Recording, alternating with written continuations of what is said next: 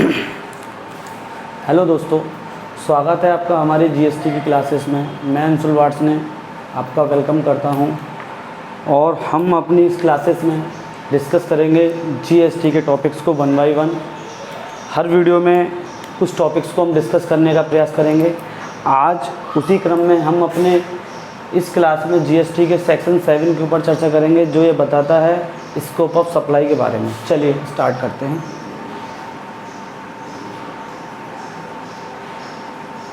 Section 7 क्या कहता है?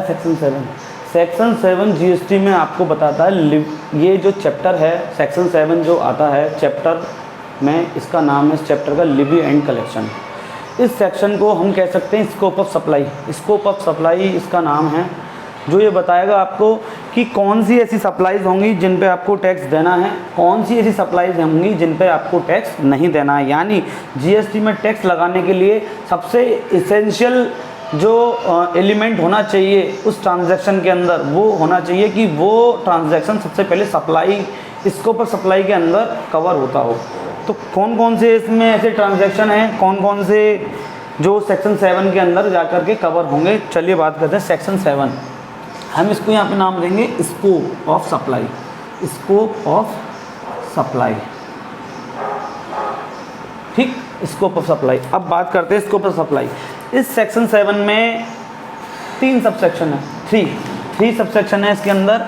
जो सेक्शन 7 में बात करेगा, सेक्शन 7 का सबसेक्शन 1 क्या कहता है? सेक्शन 7 का सबसेक्शन 1 ये बात करता है, देखिए, form of supply, number of supplies कौन कौन सी होंगी जो इसके अंदर कवर होंगी। Forms of supply, forms of supply इसको कवर करेगा, फॉर्म्स ऑफ सप्लाई को जीएसटी सेक्शन 7। इसमें कौन कौन सी फॉर्म्स ऑफ सप्लाई होंगी? सबसे पहले हम बात करेंगे सेल, जो नॉर्मली आप जानते हैं यहाँ पे सेल होगा, सेल। दूसरा आता है यहाँ पे ट्रांसफ़र अगर आप कर रहे हैं, ट्रांसफ़र। इसके बाद एक्सचेंज, इसके बाद बार्टर, इसके बाद आता है लीज, इसके बाद आता है रेंटल, लाइसेंस, इसके बाद आता है डिस्पोजल मेड और एग्री टू बी मेड। इनकी एक करके एग्जांपल भी समझेंगे, डिस्पोजल मेड और agree to be made, agreed to be made. चलिए, ये इसके अंदर 8 ट्रांजैक्शन कवर होते हैं। सेल, जहाँ पे आप किसी गुड्स का ट्रांसफ़र कर रहे हैं, गुड्स का ट्रांसफ़र होगा यहाँ पे, गुड्स का जो ट्रांसफ़र आप करेंगे, देखिए फॉर्म्स ऑफ सप्लाई में जो ट्रांसफ़र, ये जो हमने सर्विसेज लिखी हैं, ये किस किस चीज़ की हैं? ये गुड्स की भी हैं और गुड्स और सर्विसेज, गुड्स और सर्विसेज और बोथ हो सकता है दोनों हों। यानी गुड्स को भी कवर करेगा, सर्विसेज को भी कवर करेगा और बोथ, दोनों को भी कवर करेगा। अगर आपने किसी गुड्स का ट्रांसफ़र करा, उसमें आपने उसका टाइटल पब्लिक ओनरशिप अगर आपने ट्रांसफ़र कर दी, ये गुड्स सेल हो गया। ओनरशिप आपने गुड्स की ट्रांसफ़र कर दी, ये सेल हो गया। सेल आप जैसा कि लोग जानते भी हैं, नॉर्मली जब हम किसी के यहाँ कुछ सामान लेने जाते हैं और उसको जब हम उसके रूप में कुछ पैसा देते हैं, वो उस पैसे के स्वरूप वो उस वस्तु को हमें दे देता है, वो सेल में आगे कवर होता है। सेल हमारा सेक्शन 7 में स्कोप ऑफ सप्लाई में आगे कवर होगी। दूसरा ट्रांसफ़र में देखिए, गुड्स जो आप होगी, उसमें जो गुड्स होगी उसमें ओनरशिप ट्रांसफ़र नहीं होगी, उसकी ओनरशिप ऑब्लिक उसका टाइटल ट्रांसफ़र नहीं होता है। सिर्फ उसका क्या होगा, उसका यूज़, जो आप यूज़ कर रहे हैं, जो यूज़ करने का जो राइट है, आप उसको ट्रांसफ़र करते हैं। जैसे एग्जांपल मैं आपको बता दूं, एग्जांपल के लिए आपके पास कोई जनरेटर है, मिस्टर ए हैं, मिस्टर ए के पास जनरेटर है, उन्होंने इसका क्या कर दिया, मिस्टर बी हैं यहाँ पे एक, उन्होंने इसको जो है ट्रांसफ़र कर दिया यूज़ करने के लिए, किसके लिए? यूज़ करने के लिए, यूज़ करने के लिए मिस्टर बी को। मिस्टर ए है यहाँ पे, इन्होंने, इनके पास एक जनरेटर है, इन्होंने मिस्टर बी को वो जनरेटर ट्रांसफ़र कर दिया कुछ दिन के लिए, जिसके बदले में मिस्टर बी ने क्या किया, इनको 10,000 रुपीज़ पे किए। ठीक है, ये जो ट्रांजैक्शन है ये ट्रांसफ़र का हो गया ट्रांजैक्शन, और ये सेक्शन 7 में जाके कवर होगा हमारा। ठीक, चलिए आगे चलते हैं, इसको यहाँ पे हम हटा देते हैं। बच्चा ट्रांसफ़र हो गया, आगे चलिए। इसके बाद हम बात करेंगे एक्सचेंज। एक्सचेंज में देखिए क्या होता है, एक्सचेंज का हम यहाँ पे एग्जांपल लेंगे। एक्सचेंज का, जब आप मार्केट में जाते हैं, मार्केट जब आप जाते हैं, मिस्टर ए गए मार्केट, ठीक, वहाँ पे एक ऑफ़र चल रहा था मार्केट में, ऑफ़र चल रहा था कि आप गिव करिए old TV, give old TV, पुराना टीवी दे दीजिए और नया टीवी हमसे वापस ले जाइए। गेट न्यू टीवी लीजिए। ये आपका एक्सचेंज का ट्रांसफ़र, एक्सचेंज का एग्जांपल हो गया। यहाँ पे क्या होगा, आपने ओल्ड टीवी दुकानदार को दिया, बदले में आपने उससे उसका नया टीवी आपने ले लिया। ये जो ट्रांजैक्शन है ये भी आपका सेक्शन 7 में जाकर के कवर होगा एक्सचेंज का। चलिए, इसके बाद आता है हमारा बार्टर। बार्टर में क्या होता है, ये जो एग्जांपल है इसमें आपने क्या किया था, टीवी के बदले टीवी लिया था, है ना, टीवी के बदले आपने टीवी लिया था। यहाँ पे क्या होगा, आपने तो क्या किया कि गिव मोबाइल एंड गेट, क्या मिला, क्या आपको उसके बदले में, हो सकता है आपको एसी मिल गया, हो सकता है आपको टीवी मिल गया, कुछ भी मिल सकता है। ये जो ट्रांजैक्शन होगा ये बार्टर में जाके कवर होगा। ये क्या क्या एग्जांपल है बेटा, बार्टर का। ठीक, चलिए, एक्सचेंज हो गया हमारा, बार्टर हो गया। लीज, आप समझते हैं बेटा, लीज में क्या होता है कि हम किसी एसेट्स को किसी पर्टिकुलर टाइम के लिए, जनरली 99 ईयर्स और एक्स्ट्रा पीरियड के लिए भी हम उसको रेंट पे देते हैं, एक तरीके से रेंट पे। वहाँ पे पीरियड उसका बहुत ज़्यादा होता है, और एक तरह से लीज जो हो गया वो ट्रांजैक्शन भी आपका सेक्शन 7 में जाके कवर होगा। ठीक, रेंटल, ये रेंट वाली सर्विस हो गई बेटा, जो हम रेंट पे आजकल अपनी कोई प्रॉपर्टी, कोई रेजिडेंशियल है, कॉमर्शियल शॉप है, कोई अपार्टमेंट है, हमने उसको किराए पे दिया है, तो वो ट्रांजैक्शन भी आपका सेक्शन 7 में जाके कवर होगा। लाइसेंस, आपने किसी प्रॉपर्टी को यूज़ करने का लाइसेंस दे दिया, लाइसेंस आपने दिया, तो वो ट्रांजैक्शन भी आपका सेक्शन 7 में जाके कवर होगा। और डिस्पोजल मेड, देखिए इसमें दो शब्द हैं, डिस्पोजल मेड और एग्री टू बी मेड।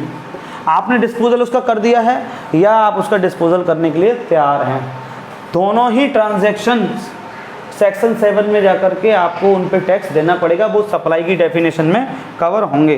देखिए, सेक्शन 7 के 1 में हमने फॉर्म ऑफ सप्लाई तो पढ़ी, फॉर्म ऑफ सप्लाई क्या है, लेकिन फॉर्म ऑफ सप्लाई तो हो गई, इसके साथ पहले मैं इसको मिटा देता हूँ, फिर आगे बात करेंगे।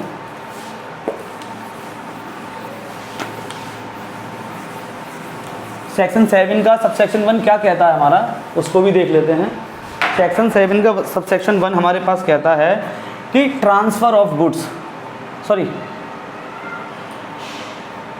ये हमसे बात करता है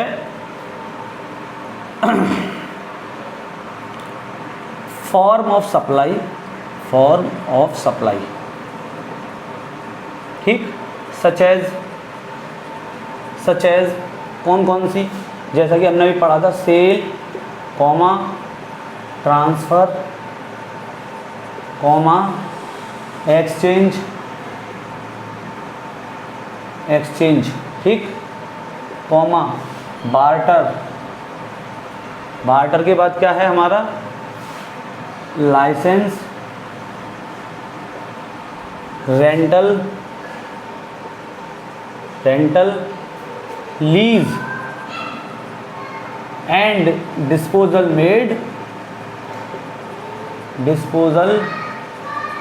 made or agreed to be made, or agreed to be made, ये हो गया। अब इसके आगे for consideration, for consideration, for consideration, ठीक है, in the course, for the consider in the course or furtherance of business, for the consideration in the course or furtherance of business, business by a person, ठीक है। Supply करी हो उसने, कौन कौन C supply करी हो, सेल करा हो उसने, ट्रांसफर करा हो, एक्सचेंज करा हो, बार्टर करा हो, लाइसेंस करा हो, रेंटल करा हो, लीज करा हो, डिस्पोजल मेड और एग्री टू बी मेड किया हो। किसके लिए किया हो, फॉर कंसिडरेशन के लिए किया हो, पैसे के लिए किया हो, जी हाँ, पैसे के लिए भी क्या हो। इसके साथ एक और कंडीशन है, इन दी कोर्स ऑफ बिजनेस, यानी व्यापार के क्रम में किया हो, और फर्दरेंस ऑफ बिजनेस, व्यापार को आगे बढ़ाने के लिए किया हो, ये भी होना बहुत कंपलसरी है, ठीक है। ये हमारा सेक्शन 7 का सबसेक्शन 1 बात करता है, ठीक। चलिए बात करते हैं। इसमें बेसिकली 3 कंडीशन हो गई जो हमारी सप्लाईज हैं, वो इनसे कवर होनी चाहिए। 1 2 3 4 5 6 7 8, ये 8 सप्लाई में हमारा ट्रांजैक्शन कवर होना चाहिए, साथ में उसमें कंसिडरेशन होना चाहिए, और वो व्यापार के लिए होना चाहिए, व्यापार के क्रम में, या व्यापार को बढ़ाने के लिए होना चाहिए। तो वो ट्रांजैक्शन क्या होगा, सेक्शन 7 के सेक्शन 7 में हमारा स्कोप ऑफ सप्लाई में कवर हो जाएगा। चलिए सब सेक्शन 2 की बात करते हैं। यहाँ पे सब सेक्शन 2 की बात करते हैं। सब सेक्शन 1A, सॉरी अभी ये पॉइंट A है, सॉरी अभी पॉइंट B इसकी हम बात करेंगे। पॉइंट B हमसे क्या कहता है, ठीक है। पॉइंट B हमसे बात करता है बेटा इंपोर्ट ऑफ सर्विस की, import of service, import of service, import of service की। इंपोर्ट ऑफ सर्विस है by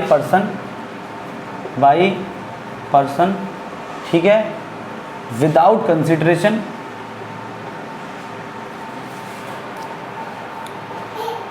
for a consideration, sorry without नहीं है बेटा, फॉर कंसिडरेशन है, फॉर कंसिडरेशन,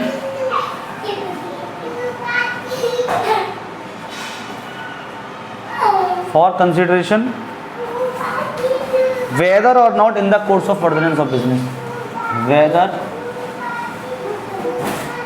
और not for furtherance of business, whether or not in the course, whether or not in the course of furtherance of business, in the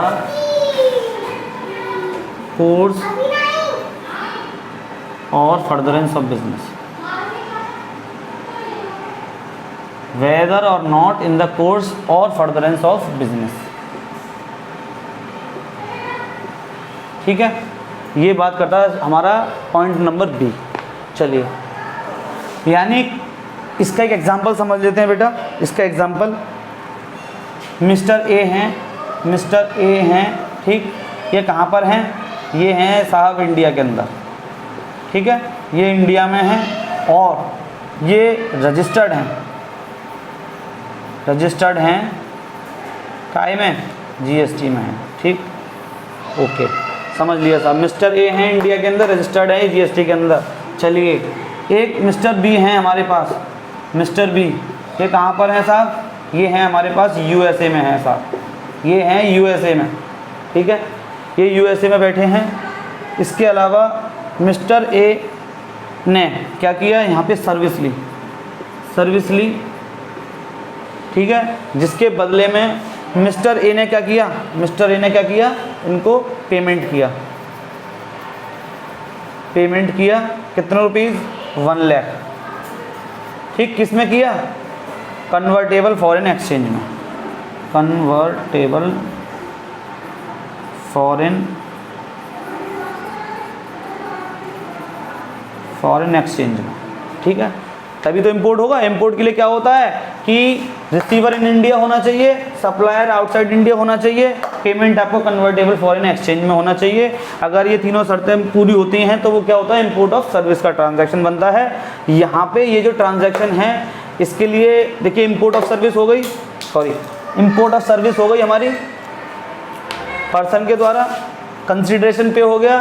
अब ये जरूरी नहीं है कि ये व्यापारिक क्रम में हो या व्यापार को आगे बढ़ाने के लिए हो, ये जरूरी नहीं है। देखिए यहाँ पे लिखा हुआ है weather or not in the course or furtherance of business, clear लिखा हुआ है, ठीक है। तो ये ट्रांजैक्शन क्या होगा, सेक्शन 7 में जाके कवर होगा स्कोप ऑफ सप्लाई के अंदर, ठीक है। चलिए आप इसे उतार लीजिए, फिर हम आगे बढ़ते हैं सी पॉइंट पे, ठीक है।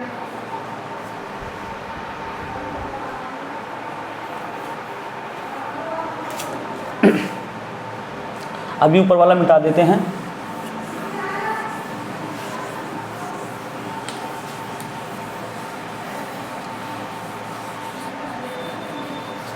चलिए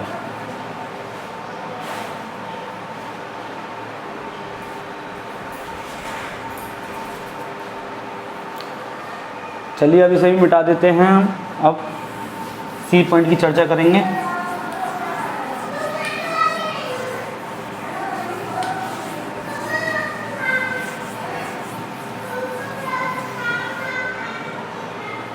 सी पॉइंट की चर्चा करेंगे अब हम इसके साथ।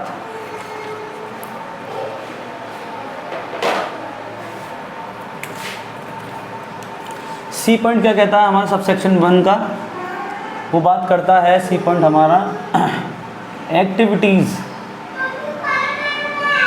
एक्टिविटीज़ या अपन को कहिए ट्रांजैक्शंस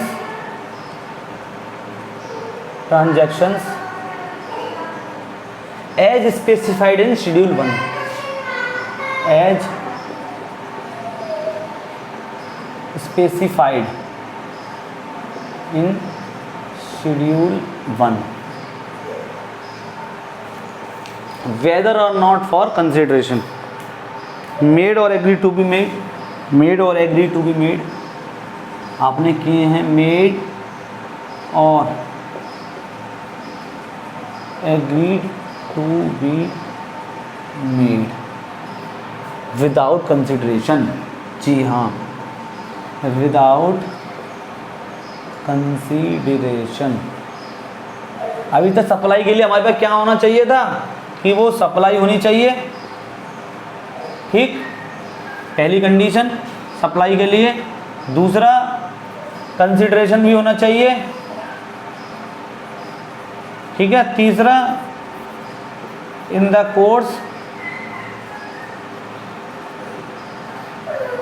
कोर्स और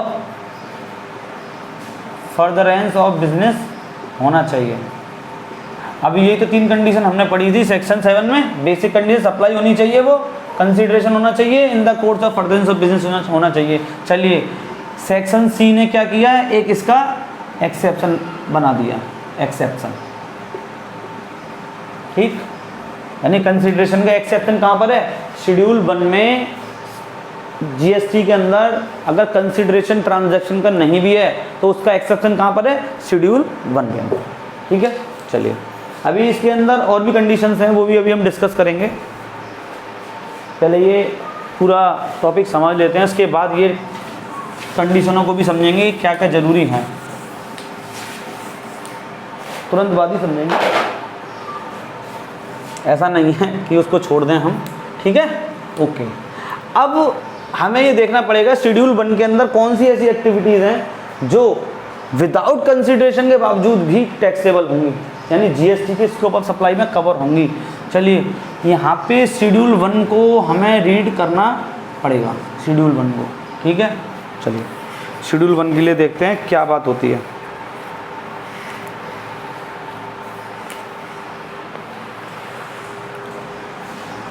शेड्यूल 1 में क्या है कि 4 एंट्रीज है हमारे पास, पहला, दूसरी, तीसरी,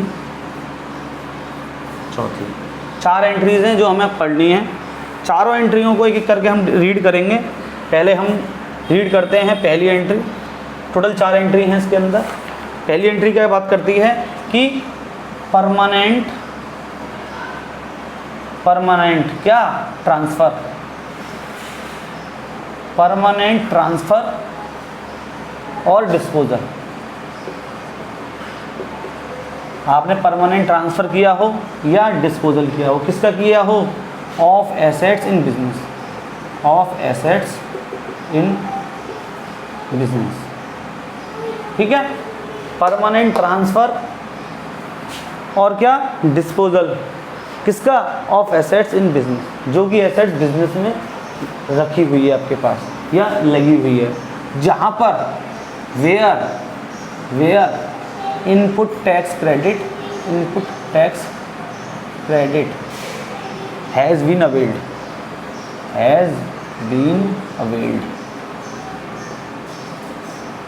जहाँ पे आपने उसका इनपुट टैक्स क्रेडिट अवेल्ड कर लिया है, तो वो ट्रांसफ़र या वो डिस्पोजल उस एसेट्स का जो बिजनेस में रखी हुई है वो क्या होगी, सप्लाई बन जाएगी। कब, विदाउट कंसिडरेशन होने के बावजूद भी। इसका उदाहरण देख लेते हैं, चलिए मान लीजिए मिस्टर ए हैं, बिजनेसमैन हैं, ये बिजनेसमैन हैं, ठीक है। जब बिजनेसमैन हैं, बहुत सारा टर्नओवर है इनका, ऑब्वियसली ये जीएसटी में रजिस्टर्ड है, हमारे पास जीएसटी रजिस्टर्ड डीलर हैं ये, ठीक है। इनके पास एक मशीनरी है, क्या है इनके पास, एक मशीनरी, इनके पास एक मशीनरी है, ठीक। और आज की डेट में वो ख़राब हो चुकी है, इसकी कोई वैल्यू नहीं है, वो बेकार है। तो अब ये क्या चाहते हैं, मेरे लिए बेकार है ना, तो मैं उसका क्या करूँगा, या तो किसी को बेच दूंगा या मैं उसका डिस्पोजल कर दूंगा कि भाई हटाओ इसको, ख़त्म करो, बराबर करो इसको। तो उसके लिए क्या होगा, मैंने ये बराबर कर, मैंने इसका डिस्पोजल कर दिया, ख़त्म कर दी है मशीन मैंने।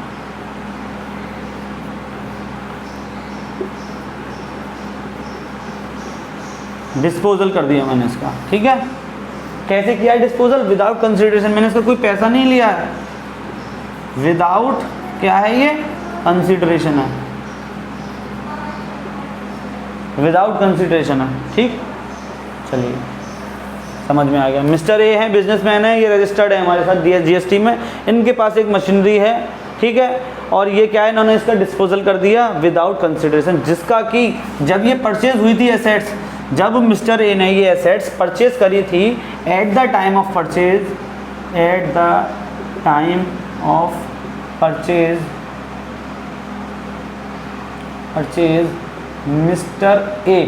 Mister A claim input tax credit. उन्होंने इसका क्या किया था, इनपुट टैक्स जो पे किया था उसको क्लेम कर लिया था गवर्नमेंट से। अब जब वो डिस्पोजल होगा विदाउट कंसिडरेशन, तो क्या होगा, ये फॉर्म ऑफ सप्लाई में जाके कवर हो जाएगा। जी हाँ, ये सप्लाई बन जाएगा, इसके ऊपर सप्लाई के तहत, ठीक है। ये इसका एग्जाम्पल है, ठीक। दूसरी एंट्री की अब हम बात करेंगे।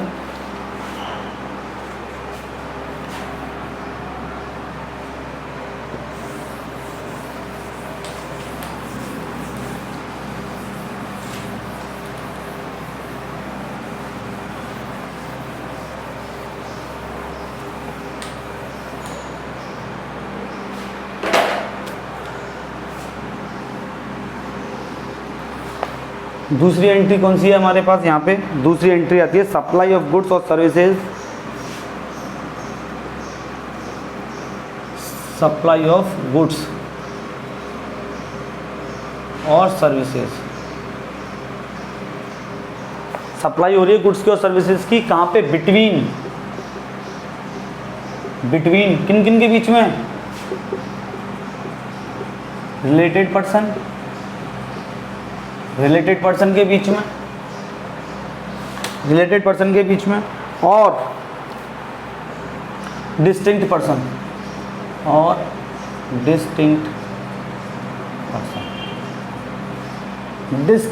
के बीच में सप्लाई हो रही है गुड्स की और सर्विसेज की। डिस्टिंक्ट पर्सन कौन से, as specified in section 25, as specified in section 25। Section 25 में बताया गया है व्हेन मेड, ये भी कब, when made in the course or furtherance of business, in the course of furtherance of business, ठीक है। अब ये समझिए कि सप्लाई गुड्स की और सर्विसेज की हमने किसको करी, रिलेटेड पर्सन के बीच में करी, यानी कि कौन, रिलेटेड, दूसरा कौन है, एंड रिलेटेड। रिलेटेड पर्सनों के बीच में सप्लाई का ट्रांजैक्शन हो रहा है, इन्होंने गुड्स दिया, इन्होंने पेमेंट किया, पेमेंट, सॉरी यहाँ पे कंसिडरेशन नहीं है, सॉरी कंसिडरेशन नहीं आएगा क्योंकि यहाँ पे क्या है, कोई वो नहीं लिया जा रहा है, कोई पैसा नहीं लिया जा रहा है यहाँ पे उसका ट्रांजैक्शन का। इन्होंने गुड्स सप्लाई करे, गुड्स सप्लाई करे या सर्विसेज सप्लाई करे, पर किसमें थी, इन दी course or furtherance of business, in the course of furtherance of business था। पहले ये हमें समझने के लिए ट्रांजैक्शन में हमें दो चीज़ों को समझना होगा कि रिलेटेड पर्सन कौन है और डिस्टिंक्ट पर्सन कौन है। चलिए पहले रिलेटेड पर्सन समझते हैं, कौन है रिलेटेड पर्सन। देखिए रिलेटेड पर्सन कौन है,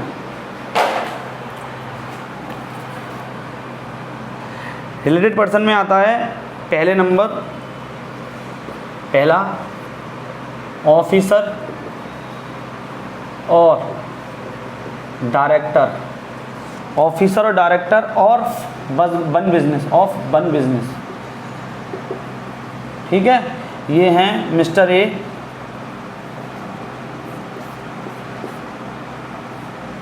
ठीक, ये मिस्टर ए हैं, ए, ठीक है। ये कौन है, ये ऑफिसर हैं, ऑफिसर भी हैं, डायरेक्टर भी हैं, ठीक है। किसमें हैं, ए लिमिटेड में, ए लिमिटेड में ऑफिसर और डायरेक्टर हैं मिस्टर ए, ठीक। ये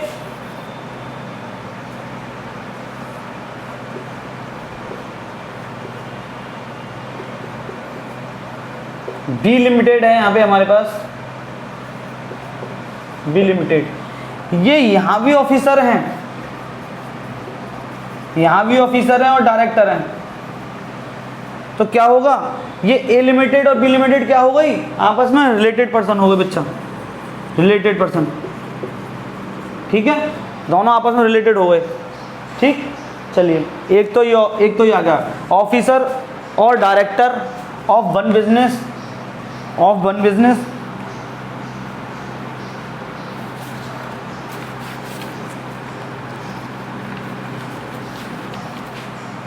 इज ऑफिसर और डायरेक्टर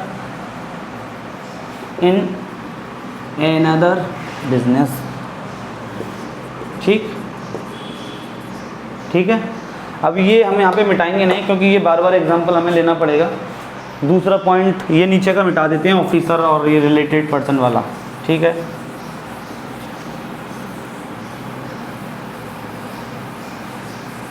एक मिटा दिया हमने, सिर्फ इसको बना रहने देंगे, ठीक है। चलिए दूसरा पॉइंट क्या कहता है, इस पॉइंट को मिटाते हैं, पहले वाले को भी। एक तो ये होगा रिलेटेड पर्सन, दूसरा रिलेटेड पर्सन आएगा बेटा यहाँ पे हमारा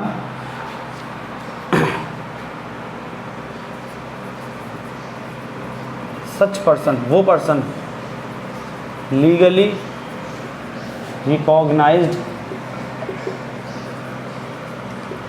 एज पार्टनर, ठीक।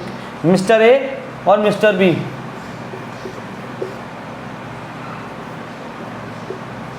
मिस्टर बी ये क्या है, पार्टनर, किस में है, ए लिमिटेड में। तो ये दोनों आपस में कौन होंगे, रिलेटेड पर्सन, रिलेटेड पर्सन होंगे ये दोनों आपस में, ठीक है। तीसरा है, यहाँ पे लिखेंगे इसको, ये एग्जांपल मिटा लेते हैं,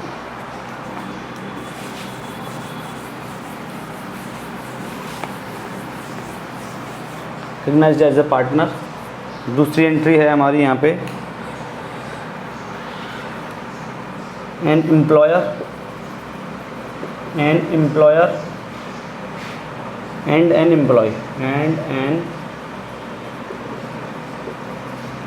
एम्प्लॉय, ठीक, one of them directly oblique indirectly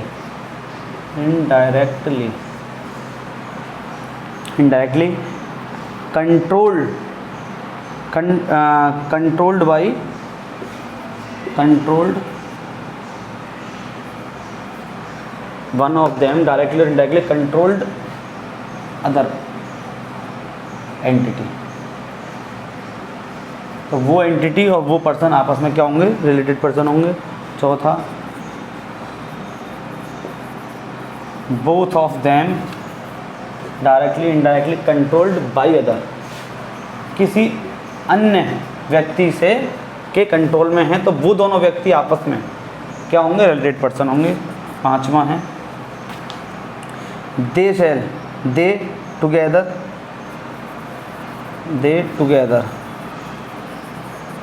directly indirectly controlled other person, ठीक, they together directly indirectly controlled other person. अगर उन्होंने साथ में मिलके किसी अन्य पर्सन को कंट्रोल किया हुआ है, एंटिटी को कंट्रोल किया हुआ है, तो वो दोनों लोग भी आपस में क्या होंगे, रिलेटेड पर्सन होंगे। एक और है who hold any person who hold 25% और मोर शेयर इन एनी एंटिटी। अगर किसी पर्सन का किसी एंटिटी में 25% से ज़्यादा का शेयर है, या उसकी 25% से ज़्यादा का शेयर है, तो वो एंटिटी और वो पर्सन आपस में कौन होंगे, रिलेटेड पर्सन होंगे, ठीक है। ये रिलेटेड पर्सन की बात थी। डिस्टिंक्ट पर्सन को भी अभी हम बताते हैं, पहले ये आप बता लीजिए, फिर डिस्टिंक्ट पर्सन के बारे में भी अभी हम बताते हैं कि क्या डिस्टिंक्ट पर्सन कौन होंगे, ठीक।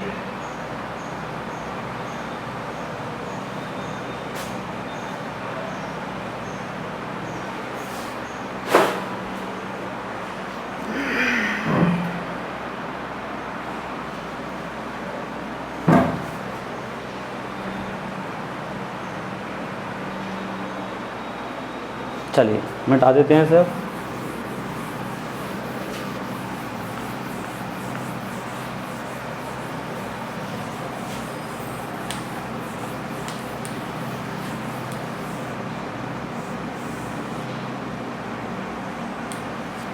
गलत मिटा दिया हमने। और डिस्टिंक्ट पर्सन एज स्पेसिफाइड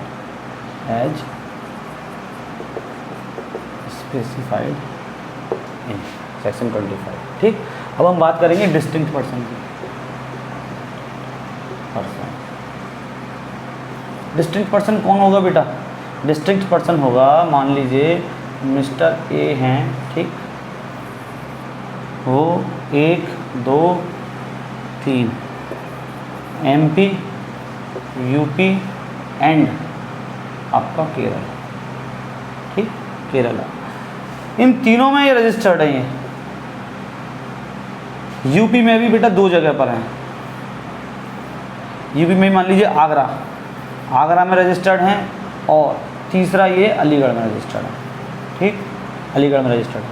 तो यहाँ भी इनके पास GST नंबर है, GST नंबर 1, यहाँ भी GST नंबर है, यहाँ भी इनके पास GST नंबर है, GST नंबर 2, यहाँ भी इनके पास GST नंबर है, GST नंबर 3, ठीक, और यहाँ भी इनके पास बेटा GST नंबर है, GST नंबर 4, इनके पास भी GST नंबर है। आदमी एक ही है, मिस्टर है, इनका 3 राज्यों में व्यापार है, MP UP केरल, यूपी में भी 2 जगह पर है, आगरा और अलीगढ़। अब इनके पास 4 GST नंबर हो गए, 1 2 3 4, ठीक। अब इन चारों जो GST नंबर हैं, ये आपस में क्या है, डिस्टिंक्ट पर्सन। अगर इन चारों में आपस में अगर कोई लेन देन होता है, ये इसको करते हैं, ये इसको करते हैं, इसको करते हैं, ये यूँ कह लीजिए, ये आपस में कैसे भी करते हैं सप्लाई, तो वो सब ट्रांजेक्शन क्या होंगे, सप्लाई ऑफ गुड्स इस वाली डेफिनेशन में आकर कवर होंगे। जबकि देखो इनका कोई पैसा नहीं लिया जाएगा। ये एंटिटी अगर कोई गुड्स जीएसटी अलीगढ़ में ट्रांसफ़र करती है, केरल की कोई यूनिट अलीगढ़ यूनिट को कोई गुड्स ट्रांसफ़र करती है, उसका कोई पैसा नहीं देना है उसे, लेकिन फिर भी ये ट्रांजैक्शन यहाँ पे कवर होगा, जीएसटी इस ट्रांजैक्शन पे चार्ज होगा, चाहे एमपी की यूनिट यूपी को करे, चाहे एमपी की यूनिट केरल को करे, केरल की यूनिट एमपी को करे, या केरल की यूनिट यूपी के आगरा और अलीगढ़ को करे, कहीं भी करे। आगरा की यूनिट एमपी में करें, आगरा की यूनिट केरल में करें, आगरा की यूनिट हो सकता है अलीगढ़ में करे, है ना, अलीगढ़ की यूनिट आगरा में करे ट्रांसफ़र गुड्स का, या एमपी में करे, या अलीगढ़ की यूनिट केरल को गुड्स और सर्विसेज प्रोवाइड करे, वो जो ट्रांजैक्शन होंगे वो सब ट्रांजैक्शन स्कोप ऑफ सप्लाई में जाके कवर होंगे। तो ये हमारी सेकंड एंट्री थी इसकी। इसके अंदर बेटा एक शर्त भी, एक आगे प्रोविज़ो दिया गया है, प्रोवाइडेड दैट करके, उसको भी हम पढ़ेंगे वो क्या है प्रोविज़ो। पहले हम इसको मिटा देते हैं, इस एग्जाम्पल को, डिस्टिंक्ट पर्सन के को।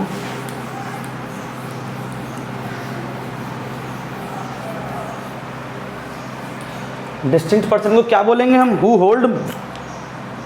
डिस्टिंक्ट पर्सन कौन हो गया?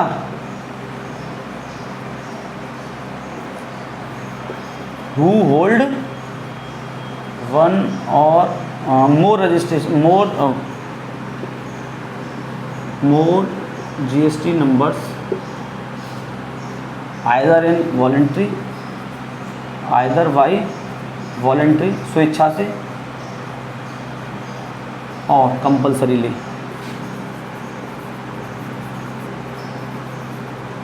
कंपल्सरीली, ठीक है, कंपल्सरीली। उसके पास एक से ज़्यादा नंबर है, हो सकता है वो नंबर उसने स्वेच्छा से लिए हों, हो सकता है उसने वो कंपल्सरी फेज में जाकर के लिए हों। उन आपस में वो जो ट्रांजैक्शन होंगे, वो जो जीएसटी नंबर व्यक्ति होंगे, जीएसटी नंबर, वो आपस में डिस्टिंक्ट पर्सन समझे जाएंगे, और उनके बीच अगर कोई ट्रांजैक्शन होगा तो वो कवर होगा हमारे सेक्शन 7 में, ठीक है। इसको हमने डिस्टिंक्ट पर्सन को बताने की यहाँ पे कोशिश करिए बेटा। आगे चलते हैं एंट्री नंबर 3 पे, एंट्री नंबर सॉरी इसी एंट्री के प्रोविज़ो पे चलते हैं। 3 पे नहीं चलना बेटा, अभी प्रोविज़ो पे चलना है, जल्दी नहीं करेंगे, स्लो स्लो चलेंगे। चलिए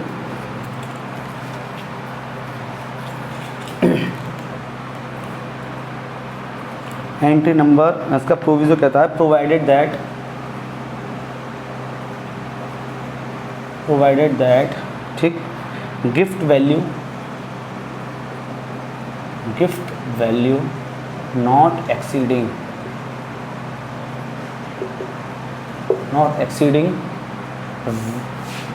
$50,000 value in rupees in financial year by an employer to its employee, by an employer to its employee by an employer to its employee shall not be treated as supply,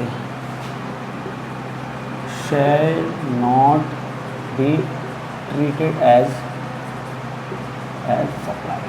लीजिए बेटा एक example का, इसका ये एक अपने आप में एक्सेप्शन है बेटा, ये एक एक्सेप्शन है अपने आप में, जहाँ पे एक एम्प्लॉयर अपने एम्प्लॉय को कोई गिफ्ट देता है, गिफ्ट स्वरूप कोई वस्तु देता है गुड्स में, ठीक है, 50 देता है वैल्यू में, 50,000 से ज़्यादा की वैल्यू का गिफ्ट देता, अगर 50,000 से कम की वैल्यू का गिफ्ट देता है किसी एक फाइनेंशियल ईयर में, तो वो क्या होगा? कवर नहीं होगा जाकर के, ठीक है, वो सप्लाई नहीं मानी जाएगी।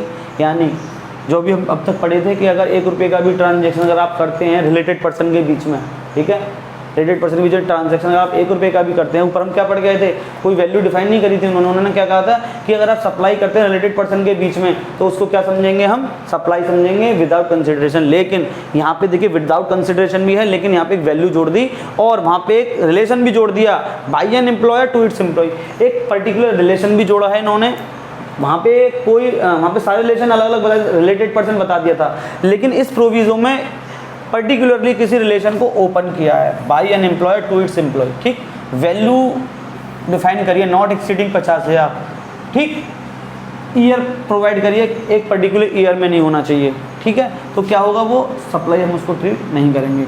अब एक चीज़ समझिए, यहाँ पे एम्प्लॉय पहले चीज़ समझिए, ये 50,000 जो है ये वैल्यू जो है 50,000 की, ये गुड्स में है बेटा, मनी में नहीं है। ठीक है, अगर 50,000 रुपये नगद में दिए जाते हैं वो कवर नहीं होंगे, सिर्फ 50,000 से ऊपर की वैल्यू का गिफ्ट, 50,000 से नीचे की वैल्यू का गुड्स दिया जाता है एज ए गिफ्ट। देखिए ध्यान रखिएगा, एज ए गिफ्ट है, गुड्स दिए जाते हैं या सर्विसेज दी जाती हैं उसको। ठीक है, तो वो भी उसमें कवर हो जाएगा। ठीक है, चलिए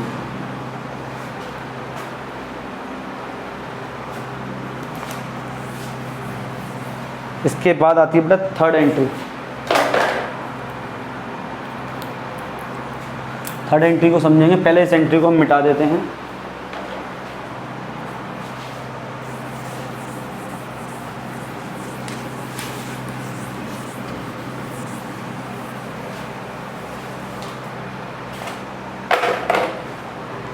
third entry supply of goods के लिए बात करता है।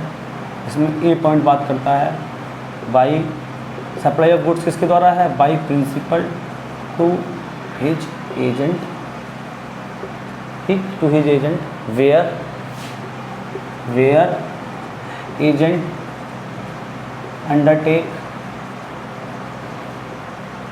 undertakes to supply such goods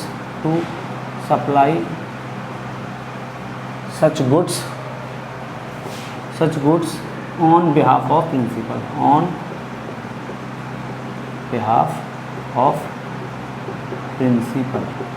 ठीक, दूसरा पॉइंट क्या कहता है इसमें हमारा, B point, by agent to his principal where agent undertakes to receive such goods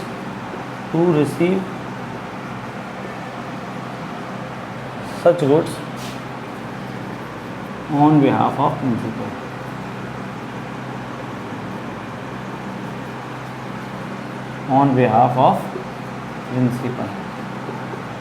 ठीक है, जहाँ पे एक एजेंट, जहाँ पे गुड्स की सप्लाई कौन कर रहा है, प्रिंसिपल। ठीक, किसको कर रहा है, एजेंट को। एजेंट उस गुड्स को सप्लाई करेगा प्रिंसिपल के बिहाफ पे। ठीक है, और उसका उसे इस ट्रांजैक्शन में कंसिडरेशन भी शामिल नहीं है बेटा। तो ये ट्रांजैक्शन क्या होगा, सेक्शन 7 के स्कोप ऑफ सप्लाई में भी कवर होगा जाकर के। दूसरा एक इसकी से उल्टी एंट्री भी है, जहाँ पे एजेंट गुड्स रिसीव करेगा किससे, किसी थर्ड पर्सन से। देखिए यहाँ पे एक एग्जांपल बनाते हैं हम। यहाँ पे ये हैं हमारे प्रिंसिपल। ठीक है, यहाँ पे है एजेंट। ठीक, ये साहब अंडरटेकिंग दे दी गई, अंडरटेकिंग दे दी किसकी, अभी हम ए पॉइंट में बात कर रहे हैं। ठीक है, किसकी, सप्लाई ऑफ गुड्स की, supply goods on behalf of principal. ठीक है, गुड्स किसको ट्रांसफर हुए, प्रिंसिपल से एजेंट को। गुड्स की क्या हुई, सप्लाई हुई। ठीक, गुड्स की सप्लाई हुई एजेंट को। अब एजेंट ने जो अंडरटेकिंग दी थी कि मैं आपके बिहाफ पे सप्लाई करूंगा गुड्स, उसने क्या किए, अदर पर्सन उसकी सप्लाई कर दी। ठीक है, किसके through, in his own name. ठीक, अगर वो इन हिज ओन नेम कर रहा है तो ये ट्रांजैक्शन इसमें कवर होगा जाकर के, और इस ट्रांजैक्शन में कोई कंसिडरेशन प्राप्त नहीं हुआ एजेंट को। ठीक, तो ये ट्रांजैक्शन कहाँ जाके कवर होगा, स्कोप ऑफ सप्लाई में जाकर के। ठीक है,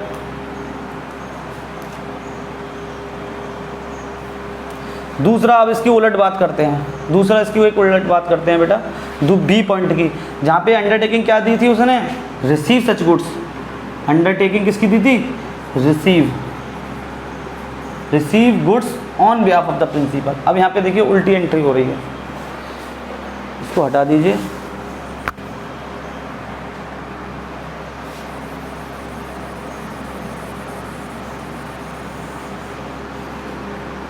चलिए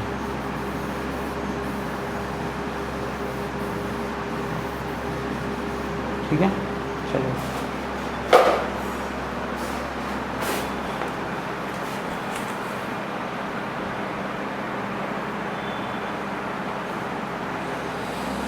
आ गया बेटा, आ गया, कहीं गया नहीं हूँ, आ गया मैं, देखो ये आ गया। ठीक, हम वापस आ गए, कहीं गए नहीं थे, लीजिए। ठीक है, अब एजेंट ने क्या कहा है यहाँ पर, अंडरटेकिंग क्या दिया, क्या मैं प्रिंसिपल को गुड्स की सप्लाई करूँगा on behalf of the principal, goods की सप्लाई मैं रिसीव मैं करूँगा, मतलब अदर पर्सन से गुड्स एजेंट को मिले। ठीक है, गुड्स,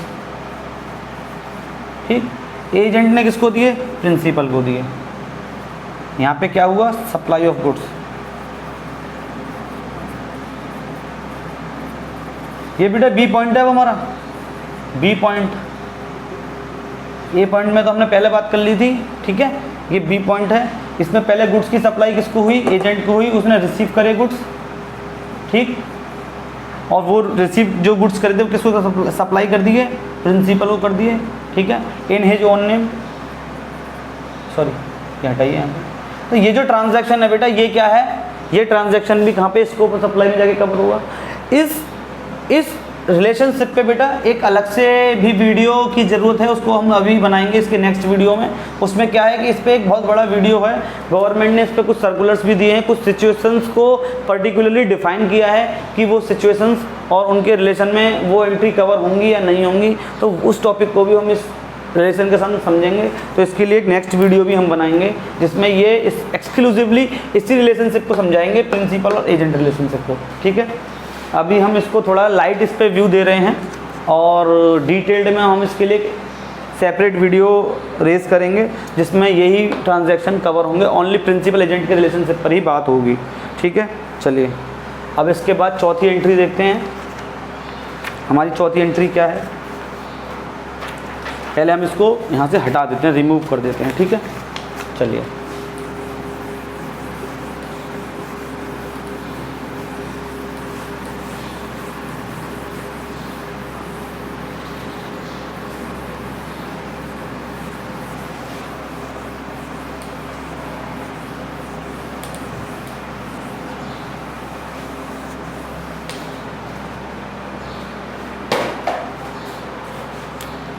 चौथी एंट्री बात करती है बेटा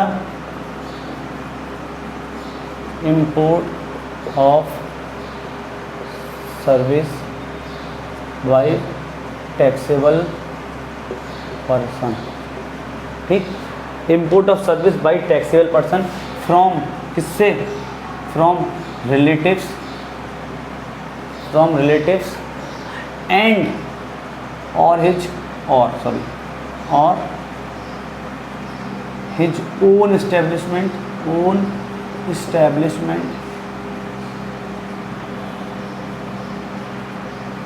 situated outside India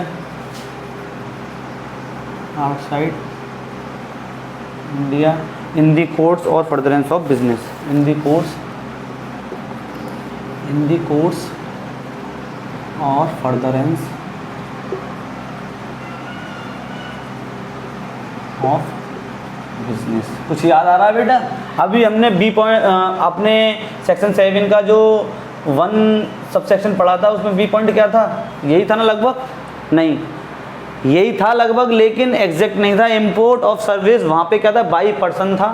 ठीक, फॉर कंसिडरेशन था, यहाँ पे कंसिडरेशन नहीं है, वहाँ फॉर कंसिडरेशन था। और for whether or not in course of furtherance business था, यहाँ पे in course of furtherance of business है। दोनों में फ़र्क है बेटा। वहाँ पे कंसिडरेशन नहीं था, यहाँ पे वहाँ पे कंसिडरेशन था, यहाँ पे कंसिडरेशन नहीं है। वहाँ पे weather or not in course of furtherance of business था, यहाँ पे इन the course of furtherance of business की कंडीशन लागू है। ठीक है, चलिए ये हमने बता दिया। ठीक है, यहाँ पे शेड्यूल 1 भी हमारा कंप्लीट हो गया है। आगे का जो टॉपिक है हम अपनी नेक्स्ट वीडियो में कवर करेंगे। Okay, thank you, bye.